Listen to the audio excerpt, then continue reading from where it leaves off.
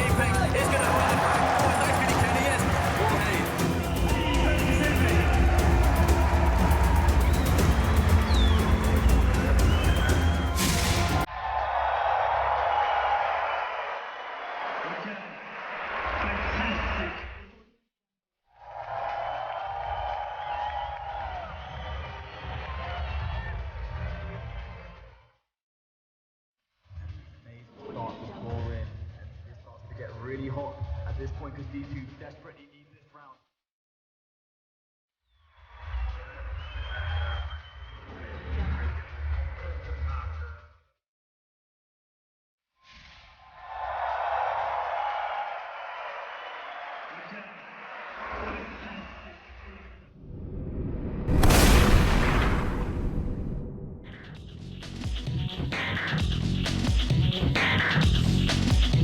Hello and welcome to the final day of the PGL CSGO Minor Championships here in Malaysia, taking care of the Asian qualifier. We are obviously at the Pinewood Iskandar Malaysia Studios, an amazing TV and movie production facility.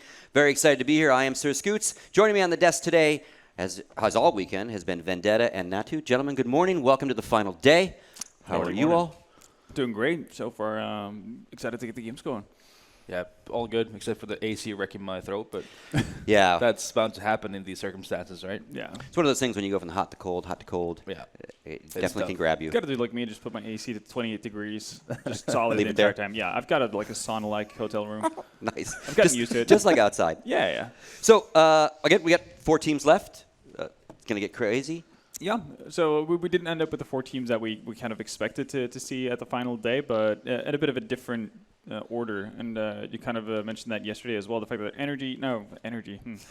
Wait, what? RNG, Renegades. RNG. Yeah, there we go. Renegades obviously coming out on top yesterday, doing well for themselves, already securing 1 spot in the main offline qualifier, which I at least personally thought Tyloo was going to grab first. Yep. So Tyloo actually, at the brink of going out early on because they lost to Vici for the first time in God knows how long. So yeah, quite a few unexpected results, at least in my head. And you can see on screen, folks, the 8 teams that started the whole process. So we've taken 2 teams out of each group. That top is Group A, the bottom is Group B. So Tyloo and Project came out of their group, and then Renegades and CyberZen came out of their group, as we kind of all predicted, but not necessarily in the order we predicted. Yep. That's for sure. I don't think any of us expected to be doing Tyloo this first match this morning. Yeah, no, I think that's probably the biggest surprise. Obviously, Tyloo, for me, being the clear-cut favorite going into it, with Renegades being, in a sense, a dark horse to Tyloo as to who would grab that top spot from this qualifier. And I definitely did not see Vici actually coming out as strong as they did, beating Tyloo 2-0. That was definitely out of the blue. I could have seen them picking up a fringe map here and there, but definitely not in the way they did it. So it's fun to see because it opens up the entire tournament by quite a bit. So excited to see where the final date actually takes us. And as you saw in that playoff bracket, folks, Renegade has moved all the way forward. So not only are they sitting in the finals for today, they've already booked themselves a trip to Atlanta for the final kind of qualification LAN, if you will, for the major. Basically, the way the system works with Valve's major and minor system is there's 4 regional qualifiers called the minors. So again, we're doing minor Asia. There's going to be one in Europe, in Bucharest. There's going to be one in the CIS region, and there's going to be one in North America.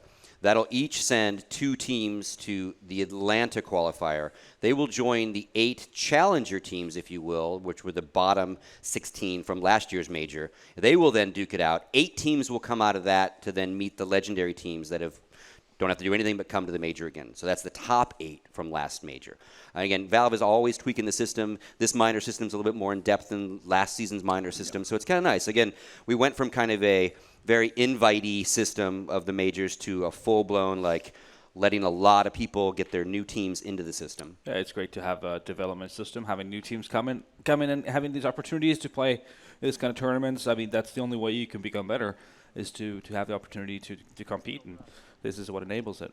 Yeah, and one of the star examples is obviously Renegades, who have already kind of secured a spot at for the main offline qualifier, but they started out by getting 1 invite to a tournament, so they had the opportunity to get matched right with the better teams in the world, and they've just gradually taken steps as the years have gone by to the point where now they qualified for Pro League, they're doing well in North America and that type of thing. Obviously, slightly different lineup, but the idea is the same. They probably wouldn't be where they were today if they hadn't had the opportunity at some point, right? So even though that was done through invites, like the fact that you have the open tournaments or open qualifiers that can lead to this, that's obviously going to play a massive part for young people with hopes and dreams of becoming a pro gamer. Yeah. Oh, good. Yeah, I think this is way better than what we had previously, where it was like regional qualifiers straight into the major. I don't think that's the correct way, right? Yeah, no, I mean, it's fine having regional minors towards like qualifications for the major. I think it's way better.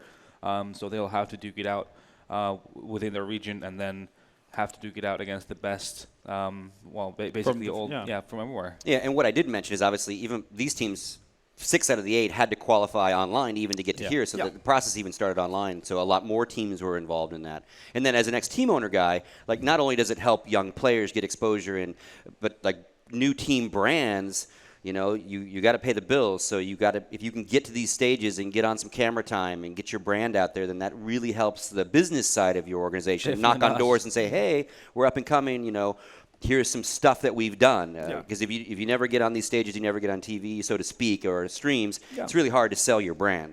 But I'd go as far as saying it's impossible. Yeah, near impossible, Pretty much, right? Yeah, because again, you can't show. You can't finance yourself on online play. Exactly. You've got to come to the big events. So let's look at the schedule for today. Obviously, we have 3 matches. Renegades sitting, waiting for the grand final, and we're going to start off with.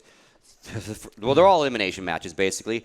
MVP Project taking on Tyloo will be our first match. Then we're going to jump into the winner of that will take on VG Cyberzen. They're sitting waiting for the second match. And then obviously the winner of that one will take on Renegades. We are kind of in a double elimination system in the sense that it's almost perfectly traditional in the sense that the only advantage Renegade gets for not dropping any matches they'll start the veto process. Exactly, yeah. Right. In days of old, we would often play 2 best-of-3s, or they would win a map automatically. So this system is kind of a little more straight and narrow. Their advantage is A, they didn't play as many matches, and B, they'll get that first veto, which can be really, really important depending on who you're going up against. And they're already qualified for the major qualifier. And they're already in, yeah. And the first place is $30,000, second place is $15,000, so they're already guaranteed at least $15,000 for the troubles. Not bad at all.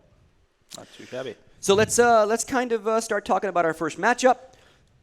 Again, MVP Project Tyloo. Looking at some stats on them, they've they played here, right? So bringing everyone up to speed, they played Dust 2. 16-8 was the score on that, in Tyloo's favor. Yep.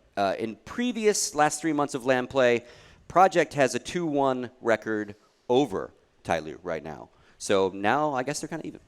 Yeah, they're kind of in that sense. With that said, I would still hold Tyloo as pretty big favorites going into this. It's a best of 3 as well, so they're going to have chances to mess up and still, redeem themselves after that point. So Tyloo for me is still big favorites going into it.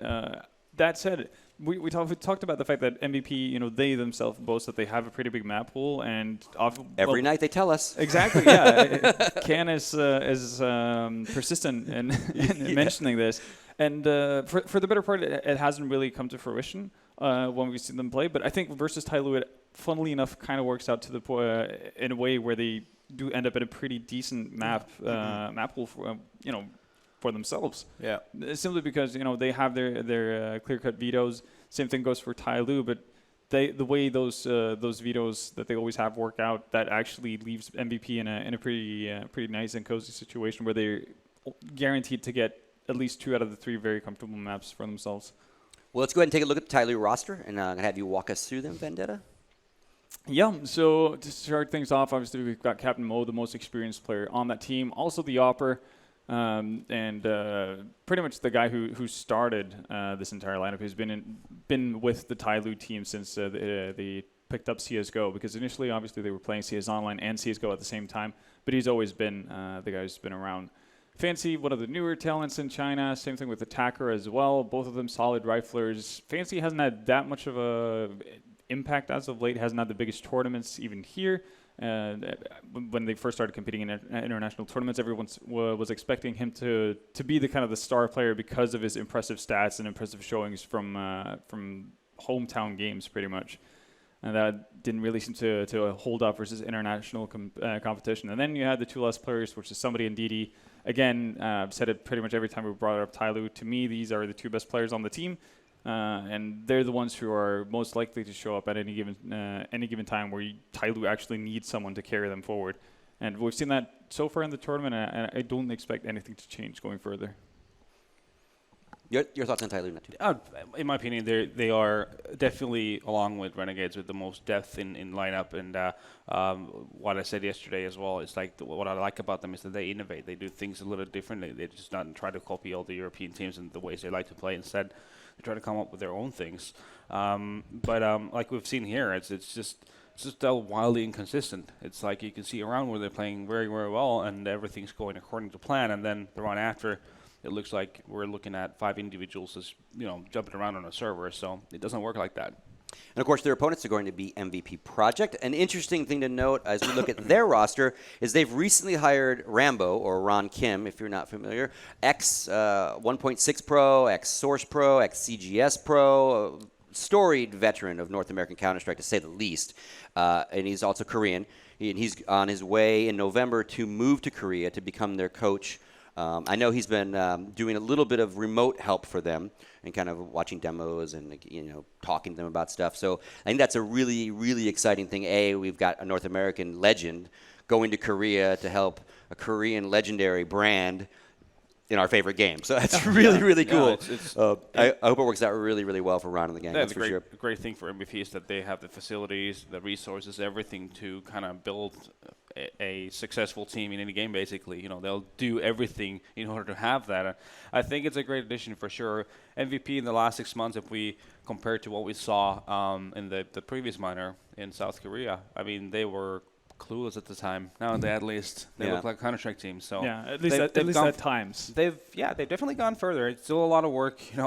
There's still a lot to do. We've established the fact that pistol rounds are something they're good at, but then everything afterwards is still a bit of a question mark, right? Yeah, Ron doesn't have to worry about pistol rounds. Definitely not. But I think what they really need is someone like Rambo who has a lot of experience, understanding of how the game works and like the small little things. You see the detailed, the niche stuff, and then just trying to knock this information into these guys' heads, basically, because they do small mistakes here and there, which all mount up into massive issues, right? But it's all about just little crumbs that need to be fixed. And their roster, what jumps out at you, Vendetta? Well, for me, it's before the tournament, it was Sign. Youngest player on the team, and also the guy with the biggest impact, and now had pretty good performances for MVP whenever they've had success, or whenever they've beaten someone like Tai Lu, in LAN in Asia, or online for that matter.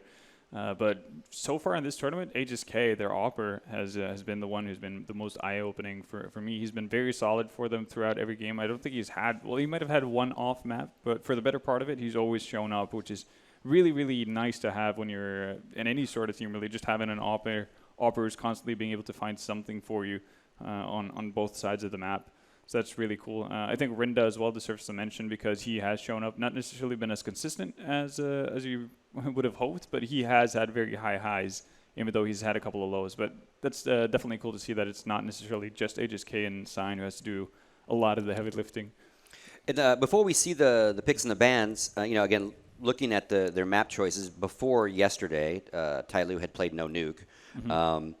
And then, MVP's got a foot, like as they said, they play all the maps. So anything that you've seen so far that's going to jump out for who's going to pick what, who's going to ban what? I think the big difference here is the big thing is going to be what Tai Lu decides to ban. They're either going to decide to ban Cobble or Nuke first, and whatever they just decide to let go, that's what MVP are going to go for immediately. I don't.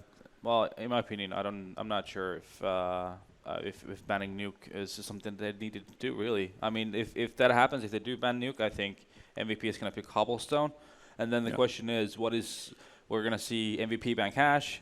Then is the pick going to be for Tai Lu Mirage, maybe something they're comfortable with? I think that would be a good choice for them, considering how things have gone so far in the tournament. You kind of want to go for that comfort pick in a situation where you're a little bit desperate, right? So that's what we're looking at here. All right. Well, let's see what it is. I think it is now ready for us. Let's take a peek at who did what. Okay, they banned Nuke, so it's there goes be Duke. Yep. Okay. Wait, what? Okay, so this is actually very surprising. MVP deciding because now we know not to trust Can. Definitely not. Because he was boasting about this yesterday. The fact that if Nuke or Cobblestone is left over, that's going to be our go-to map. And honestly, that made sense as well because MVP has had success versus Tai Lu specifically as well on Cobble. So you would have imagined that would feel safe for them. Overpass, I think that's more of a risky pick. I think it's a map that Tyler are very happy to play in any case.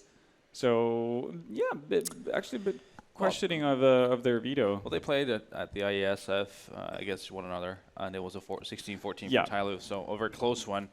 I think it would have made sense to me if they had they picked the Cobblestone in the as their map. And again, when Tai Lu played MVP here, it was Dust 2, and it was 16-8 in Tai Lu's favor. So that makes sense why they would grab that one and give that one a run again. All right, well, let's go ahead and bring in our casting duo for the weekend. James and DDK, what are your thoughts on the maps and the matchup? Well, I think statistically Tai Lu is the favorite. I think from what I've seen in the tournament so far, I think they should be the favorite. They look generally more solid, and that's, again, just what you would expect. So I think it's pretty clean cut for me. Tai Lu's all the way. I don't think we'll see a third map either. Okay. I think this week we've learned that we can never really count out MVP. They're constantly surprising us in maps where they've had very minimal practice. I think they were telling us that they had done drills for maybe half an hour on Nuke, for example. And each time they played Nuke, they brought it to a pretty close score. So while, yes, Tai Lu are a favourite, I don't think by any means it's guaranteed. I think we saw that from Tai Lu's performance yesterday where they went 0-2 in a match they were expected to win as well. So it depends on the level that both teams are playing at the moment. They're clearly not playing at their best. So I think it's an open match between these two sides. Predictions, starting with you, Natu. For the first map, I guess, right? Yeah. Just Dust 2, I think it's going to be Tai Lu. They're good at being aggressive. They're good at making plays. So and then last time these guys met on Dust 2, it seems like MVP just had nothing going on the T side. So I'm gonna think Tai Lu's gonna pick this first one up. Yeah, no, it's pretty much same reasoning as well. I think the only way MVP has a shot at the winning Dust 2 is if HSK has just a godlike game where he shuts down everything to the point where people are really not allowed to cross over to be really on their CT side. That type of thing. It's gonna have to be something really special. So yeah, Tai Lu just stronger map for them in general, and I think they're gonna showcase it. All right, and Dan. Yeah, Tai Lu 2-0, I think. I know you just asked for the first map, but I'm That's going to fine. say 2-0. You can commit. You can commit. That's fine. Okay. And then James, I know you don't all like Dust this, 2. So. Dust 2 is going to be your prediction for the match. Yes. Nicely done. You're 100% so far on your predictions. Yeah, I'm by the doing way. good. Yeah. Thorne will be very proud of you. All right, that's going to do it for our segment. I'm going to turn it over to you guys. Take it away. All right, well, again, yeah, you're right. It's Dust 2, James. And I think that usually we're seeing just generally across the board better firepower from Tai Lu. I think that's something that carries quite far on a map like Dust 2 because generally speaking, you get all these open engagements and it can often come down to the clutches. And strategically, you can keep it fairly simple. You don't have to do anything too complex. So I am feeling Tai Lu because of this. I think they're just going to edge it out just from their general skill advantage they have. But you said not to count at MVP, so do you think they're going to throw any wrenches into the works? Well, Sign is, I think, one of the players I've enjoyed the most, save for the AWPA from Atletico, would be Sign on MVP. He's hyper-aggressive. And if he has good timing, then he could really cause some problems for Tyloo. And if he causes them in key rounds, if he makes his way through Dust 2 early on in the round, for example, and they don't have anybody there because they're taking long, then maybe he can get his team into a good position and take Tyloo by surprise. And again, if their economy is in a place where they are vulnerable if they lose a round, then you never know where this map could go. So I'm looking for Sign to get some aggressive picks for his team on the T side, where they will be starting. Tyloo will be on the defense to begin things over here. And let's not forget, HSK has been putting in good work so far this weekend with the AWP. So being an open map, there's work for both sides to do. Yeah, HSK I think is rightly so, as you state, a big win condition for me as well. He's able to carry through that performance. And we're going to see who starts off with better economy here, as a pistol round has commenced between Tyloo and MVP. Obviously, Tyloo on the CT side, and MVP with their T side looking to just send 4 players through the dark position. And we actually have seen a lot of lower dark rushing here and there recently, so it's cool to see that the numbers are there in case that did happen. MVP would be able to defend it, but uncharacteristically very defensive opening from the CT side of Tyloo. Yeah, they seem to have a read that a B split might be likely, so they've basically got almost 4 people there. Somebody's retreating, but he's got a player boosted up in the pistol round. You don't see that every day, and it may take a long time for him to discover where Mo is. He's tapping these players down, doing some good damage, and again the bomb's being dropped now, and nothing's happening on the site for these Ts. Sign and Argency left in the tunnels, so that's been a complete disaster. And indeed, that looks like a really hard read, because when do you see a pistol set up like that on Dust 2 from the CT side? I don't think I've ever seen that before. That looks like a pure hard counter, yeah. They must have been watching the demos, and something that was highlighted is that MVP have pistol rounds, but in so far as that statement goes, you have an expectation then. There's an expectation that they're going to run stuff, and because some teams, they can be a little bit random. Sometimes maybe they'll throw in something funky, but usually it's going to be somewhat of a default, so they can kind of react to the situation and play on the fly. So you're not predictable, whereas, of course, MVP, maybe that's a problem. Maybe they have these cool pistol rounds, but if you, like we were talking about yesterday, if you eco 100% of the time, you become predictable. So that's clearly something that Tyloo were able to capitalize on. And now they start off with great economy, and there are Deagles out, but Tyloo should be fine here. It's hard to get anything done in an eco on this map. MVP, extremely passive start. Sign is outside the entrance to B. Sound is outside the entrance to Long. They've got double peaks in both areas, and I think they're going to be camping for a while. They're prone, Dan. That's like a state of defeat. And they're prone. They've got the little tripod out, and they're waiting for the CTs to advance. They're just giving Tyloo opportunities to make mistakes here. This is a good play, and you do wonder if we should see more of this kind of thing, because there are some people, some players who may have itchy feet, may be somewhat impatient. So if you can capitalize on that simply by sitting around, then maybe you get that aggression. Fancy, so far so good, holding down things in the B tunnel. That's a common place behind that pillar where Ts stand, normally when they have a buy, just in case there's any aggression. Helps them avoid getting flashed by CTs, but it seems Tyloo, you're not going to be waiting anymore. Somebody flanking top mid now. Yeah, and as far as the goals of this round goes, damage is the goal for MVP, and that's not something they're really going to achieve, because there's 2 ways to approach a round like that. Either, as we saw, you get the Deagles, you look for those long-range one-shots, you try to pick off CTs to get a couple kills on the board, and get the economy pressure in, or you look after your own economy, and that's your approach, that's your strategy. And typically you're going to see maybe some flashes, maybe even nothing but Glocks with that, because you're resigned to die. But we see some teams going for catwalk control and then the run boost to just get that really quick short plant, stuff like that. But that was not their approach. So they kind of failed in their play for damage, and now Tyloo are loving it. They've got the AWP on to Mr. Mo straight away, and MVP, just a few PT50s really is all they have to work with, a couple of flashbangs. And ooh, that nade could have been so much more.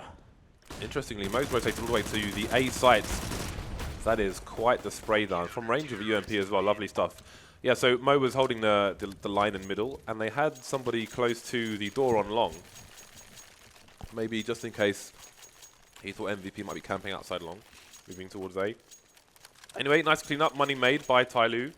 And again, if you weren't tuning in yesterday, if MVP lose the pistol round, then from what we can see, 100% of the time they double eco, which will pretty much every time give their opponent a very nice economy, especially on the CT sides, this isn't a map necessarily where you'd want to.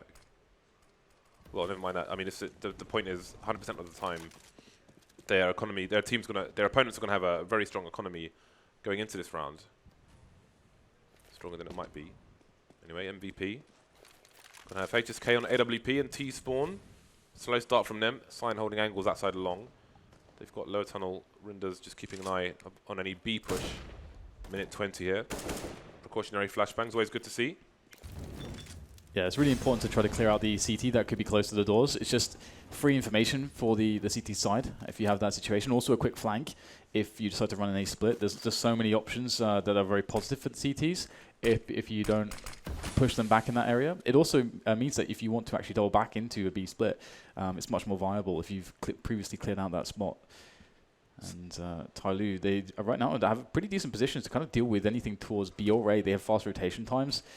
And pretty much the bulk of the push is just towards Catwalk. So this has to work right now for MVP. They have to get the opening kills. We get the drop here from a couple players to pressure Mo on the AWP. Can he survive here? He picks up one kill, but in comes the attacker from CT Spawn. And that's the fast rotation I was talking about. And now there's problems here for MVP because the bomb's stuck on the site. Still needs to plant.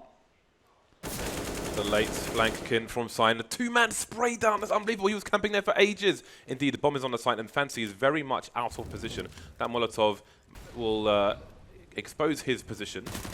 He will stop the bomb from going out for the time being, though, so there's potential here. The bomb's still not down. 12 seconds left. Definitely needs to get planted, and the bomb's on the ramp at the moment. Finally, HSK coming in. That was going a bit worrisome. Good play there. And it's interesting. Fancy can still clutch this because they're both heavily tagged, these Ts. There's one. Can he get the trade frag? Yes, that was very awkward for all concerned. But indeed, MVP will get their first round on the board. Yeah, Sign survived with 6 points of health. That is very, very little. But he does manage to make it happen in the end. And this is a round, though, that they have to convert. And they lost 4 players, so they don't really have much money to play with. Luckily, though, the AWP was saved. It's going to be dropped to HSK. And it doesn't look too horrendous, but 3 UMPs, it's actually kind of worrying on Dust 2. On some other maps, it may not be nearly as worrying, but on this map, we have much bigger ranges. We're always talking about damage fall-off, and with the UMP across the longer ranges, your damage fall-off is pretty dramatic. So we'll have to see what they go for. And smartly, the damage fall-off won't really be a factor if they do go for the B push, as the ranges are close to medium most of the time. So and it does seem like that's what they're interested in, but will Tyloo work that out in time? Because Tyloo are playing very passively, so they can't get the information ahead of time. And there's only one man on the site at the moment, and it's DD. Conga line is real. No time for the Molotov to come out now. They are spreading like Zerg creep. That is an open B bomb site. Nice angle from Fancy. How far is he gonna go? Oh, that's a meaty grenade. And his team are pretty far back. You do wonder if Tyloo might go for a save in this situation. Got Mo rotating towards the tunnel, but HSK is waiting for him. He's got a very nice angle, and indeed he'll walk straight into that, and surely they're gonna go for the save now. Somebody's still on the A site, and yep, Tyloo are gonna abandon. Really, they're at very big disadvantages going for retakes in that situation. I mean, it's also kind of strange as well if you have a very hyper-passive setup that you don't have 2 players towards B, because that's basically one of the big dangers, right, is that you can just get completely crushed if a push does come in. Because if you're going to play a bit spread out, you want to try to see if you can get some information somewhere. But MVP, just with the right round at the right time, and Tyloo with the save. I mean, they did have a decent economy despite them having not many rounds so far to actually build money. They had when they were winning rounds, they were surviving with a lot of players, so they're going to be pretty happy to get the drops in here. Just for the players at home of Dust 2, on the T side, you may note that most of the time in professional matches, they won't smoke the window, they'll only smoke the door. It's actually easier for the CTs to get through the window if there's a smoke there. With a pop flash as well. I once smoked the window, and then Hiko said, "You never smoke the window." Yeah. Lesson learned. Yep. Absolutely. It's a good thing to know. And I like this from Tyloo, just a small pressure here onto the lower dark area. And typically with the timings of the terrorist default rounds, you will be able to catch somebody before you get attacked in the close range there. But the grenades, very diligent here. This is a part of the metagame. You'll see a lot of teams putting the nades out there to get rid of the AWPer. I love how Fancy is staying out there, but got to be very careful here. They would have heard trades. him move back as well. Yeah, and they've got the trades potentially set up also for his position, and they are so aware of it, but still, the challenge comes out with no flashbang or anything, and that is going to be a frag for Fancy. He will not miss the shot. Response, though, from Argency, pushing the double doors, claiming a frag back for the 4 versus 4. Is it going to be the B split? No one's in a tunnel for MVP, so no, they may be opting for the fake. Fancy holding the high ground, expecting a boost. Oh, what is going on? What is that? Can somebody? I don't know that. What was he doing? That's unbelievable. We'll come back to that in a second. There's an advantage for the CTs, which has disappeared now, 3 versus 3. Ooh, Fancy doing what he can. Jumping AWP, please tell me that doesn't work anymore. Nice shot there from HSK. Both CTs, they're really in an awkward position now. The crossfire is here for the Ts, and that's going to make life very difficult indeed. They seem committed for it though. HSK's got the angles. They'll come in one by one. This is the shot, jumping.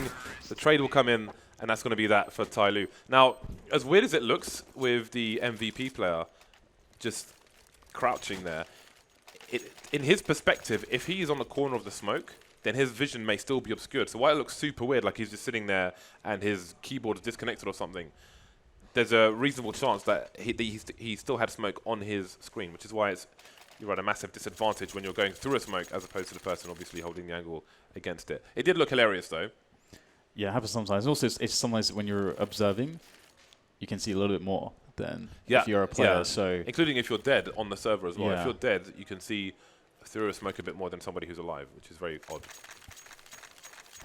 But it does make for hilarious situations. The best is there was this bug for a while. I'm not sure if it still persists these days, where sometimes you'd be spectating and you wouldn't see the smoke actually at all, but the players would see the smoke and would be inside the smoke, but you just see them standing there looking around. Yeah. Obviously they can't see anything, but this looks hilarious. When you're on GoTV, you have no idea the amount of bugs, weapons disappearing, all kinds of madness. Anyway, we've got a fast push from Sign towards the long area. No, he's not going to commit to it, but we've got a committal into B. Nice flash, however. Fancy doing good work at the P250, slowing things down. I'm not sure if San wants to commit. He will, though, penetrate Fancy's face.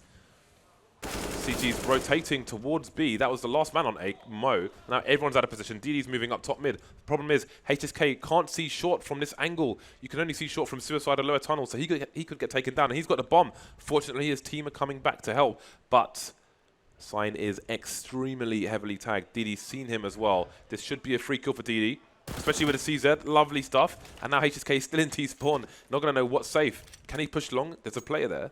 So he's going to make his way over towards B. Very awkward stuff. Sound is holding things down in the tunnel to ensure safe passage, but now that's where Attacker's coming from. Is Sound going to have the correct angle? Shoulder picking coming in from Attacker. Oh, he thinks him! But Sound will finish things off. That was very, very awkward indeed. But a key point there is, again, if you're an AWPer in T-spawn, you can't see CTs running up short. Yeah, it's definitely a very awesome blind spot that CTs can take advantage of. There's all kinds of little nuances when it comes to timings as well on this map. If you've got a good understanding of that as a CTs, like where the Ts are moving and when, can find those blind spots and abuse them. And HSK on the AWP here, looking for the cross shot. Does actually get the tag through the doors onto DD, which is always quite frustrating. And just like MVP, we've seen previously them just wanting to just run into the B-bomb site. And the last time it was truly successful, there's only a single player on the bomb site. And I think MVP, yeah, they're actually giving up the ghost here a little bit. Also, the other reason why you'd actually put a lot of players, like 3 or 4, and just holding up a dark is if you actually expect the CTs to make a push.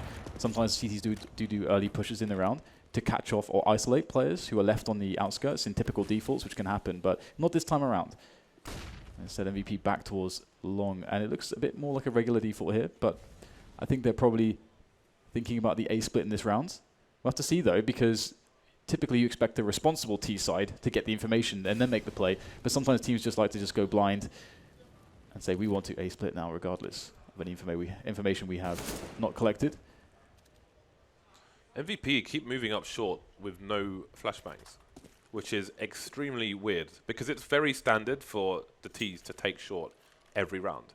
So it doesn't give too much away. Maybe depending on the time, there's